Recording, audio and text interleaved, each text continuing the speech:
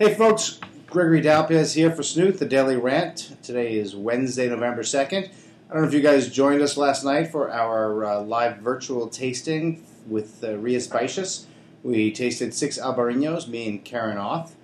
Karen Oth is a Spanish wine expert. She owns Tinto Fino, a Spanish wine exclusive store stocking exclusively Spanish wines here in New York City. We filmed it in front of a live studio audience. It was a fabulous event. We're going to be putting together a compilation video of the evening, and that's going to be coming out later in the week, hopefully. I'm just waiting on the video to come back from our videographers. It was really a great event. We learned a lot about Albariño. We learned a lot about the 6 wines we tasted. And it's absolutely worth checking out. So keep your eyes peeled for that. It's going to be an interesting event when it comes in and it's repackaged for you guys out there. Really well done, beautiful event. Albariño, in case you're not familiar with Albariño, it's a wine from the northwest corner of Spain. Green Spain, they call it. It's a damp area. It's a beautiful wine, white wine. At its best, it is salty and minerally and has great fruit, and it's a richer style of white wine. Doesn't see oak generally. There are a couple of people who age their best lots in oak. I'm not sure I'm a huge fan of that because I think those wines lack a little bit of the crispness and the boldness that makes Albariño so special. One of the great questions we had last night was where else might Albariño do well? And my response immediately was the North Fork of Long Island. It's basically right across the ocean, the Atlantic Ocean from Ria Spicious. Similar sort of climate, kind of damp. The soils are kind of loose and well drained. It seems like a home for Albariño. So I hope some people pick up on that. Channing Daughters on the South Fork is the kind of operation that just might. Hint, hint. Here you go. Plant some Albariño, wink, wink. One of the things that I find most disappointing, not only for the North Fork of Long Island, but in general around the world, is the reliance on the big four, the Cabernet, Pinot Noir, Chardonnay, and Sauvignon Blanc. We have enough of these wines. I understand that they're easier to sell, and I understand that wineries are in the business of making wine so they can make a profit. But it would be fascinating to get a wider range of varieties planted around the world. I know that, for example, we're talking about Tempranillo this week and next week.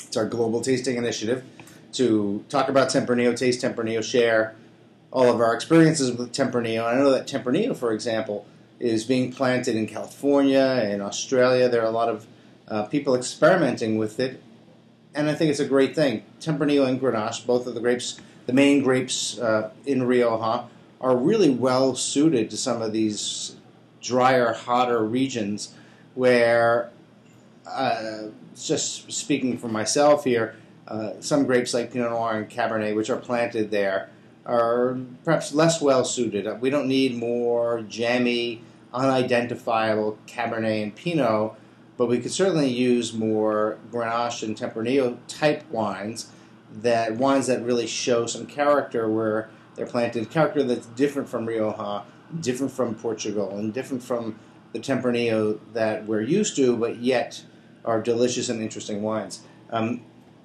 So that's a mini rant today. I'm a little tired, so a little run down. I could use a little bit of pep infusion today. I think I'm almost out of pep. Got to go to the pep store and get a pep fill up. But we're talking about Tempranillo. We've been talking about Rioja. We're going to talk a lot about Rioja. Tempranillo, of course, is the main grape in Rioja. Rioja is the star of Tempranillo production. I tasted a case of Tempranillo today, mostly Crianza and Conseca. This one stood out, the Finca del Marquesado Crianza 2006. It's a really interesting wine. I haven't been able to find this wine at retail in the States. I don't know if it's in distribution yet or not. If it's not in distribution, somebody should pick it up. Hint, hint, hint, wink, wink. Importers out there. Let's take a look at the wine. It's a nice label, kind of simple. Nice bottle. And let's check out what's going on here. I found it really interesting. I found it eminently drinkable. And drinkability is one of my big factors in assessing wine. Some wines are just too intense and thick and heavy and rich. They really knock your socks off when you taste them. But one of the phrases I used in my tasting note for this wine was that I could drink this all night long. And that's high praise indeed. Sometimes a less complex, less intense wine is preferable to an ooze monster. So let's see what's going on here. Of course, Rioja, I'm going to expect to find oak on the nose here. Rioja typically gives a consumer a fabulous combination of oak influences. So you're going to get a lot of vanilla in most Rioja, some cedary spice, the sweet toastiness of oak. Traditionally, Rioja has been aged in American oak, which is very strong in vanillin. It contributes a lot of vanilla character, a lot of coconut elements in there. You get coconut. Sometimes it's toasted coconut. Sometimes it's that kind of sweet coconut cream that you frequently get in suntan lotion. So suntan lotion is a great descriptor for American oak in wine. Many Rioja producers at this stage in the game, though, have opted to go to a majority, if not 100% French oak for their wines. And here you get a fair amount of raw oak. Interesting, right now I just got a little whiff of black olive, which I don't really associate with Rioja, with Tempranillo. It's more of a Cabernet or a Syrah element, I think. And there's some wood here. It's not subtle, but it's not overpowering.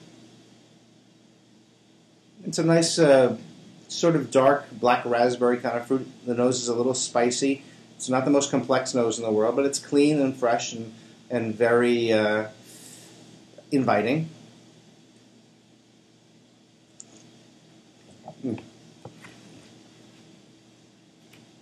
The wine's a little chunky, great acidity. I love acid in my wines. Makes the wine fresh. Totally medium-bodied wine. There's some wood tannin in the back, which is to be expected. Very typical in Rioja. Rioja tends to be a slightly austere style of wine, usually, not always. But all the oak aging, Crianza, a minimum of a year in oak, tends to give the wine's austerity. Tempranillo, not producing a big, rich wine, doesn't have a lot of fruit sweetness to cover up that oak. So you get this beautiful, transparent, usually red berry fruit married to that kind of austere oak.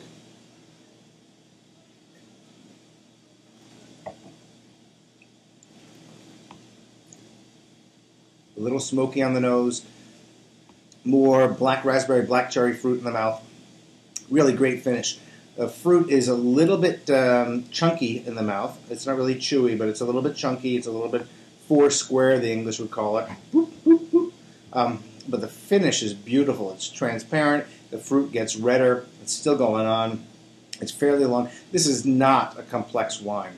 This is just a simple, exuberant, well-balanced bottle of Rioja. It's really what I look for in a Crianza.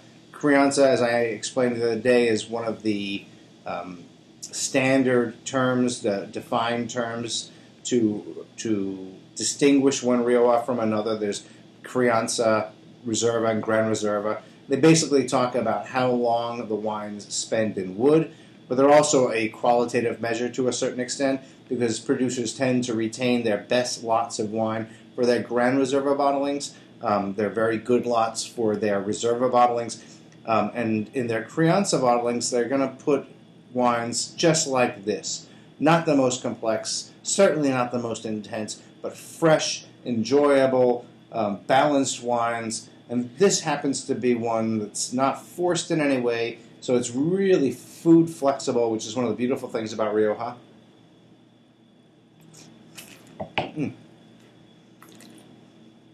The wood is there too in the mouth.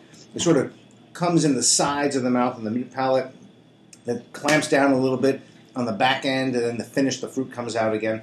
This again is a 2006. That's just I just repeat that to let you know that Crianzas are not the kind of wine that that you have to drink on release. It's not a lesser kind of wine. It's a different style of wine.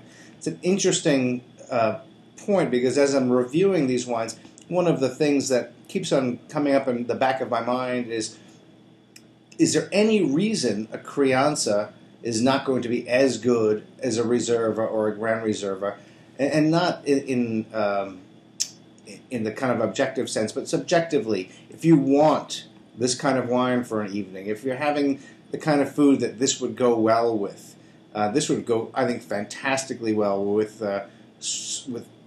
rich dark meat poultry dishes, for example. Give me a mole or braised turkey thighs, something like that. This would be a perfect match. Matches the intensity, matches the texture of dishes like that. Maybe it doesn't match the intensity of mole, but certainly a nice dark meat poultry dish. This is the kind of wine that would just work perfectly. And maybe it would be better, especially a mole, which is intense, a little sweet, a little spicy. You might lose the detail and the complexity of a Reserva or a Gran Reserva, but a Crianza would be perfect because it has all this explosively bright fruit. So I had a little rant in the beginning about Cabernet, Pinot, Chardonnay, and Sauvignon Blanc being overwhelmingly dominant in many wine regions. And let's end with a little rant here. I wish people would recognize that just because a wine is less expensive, or just because it has a denomination that's less impressive, it doesn't mean it's a not as good of a wine. It's a different style of wine. So let's get out there and let's try wines like this. I think that a lot of people out there will be shocked at how much they enjoy a nice Crianza, even if they're used to Reservas and Gran Reservas.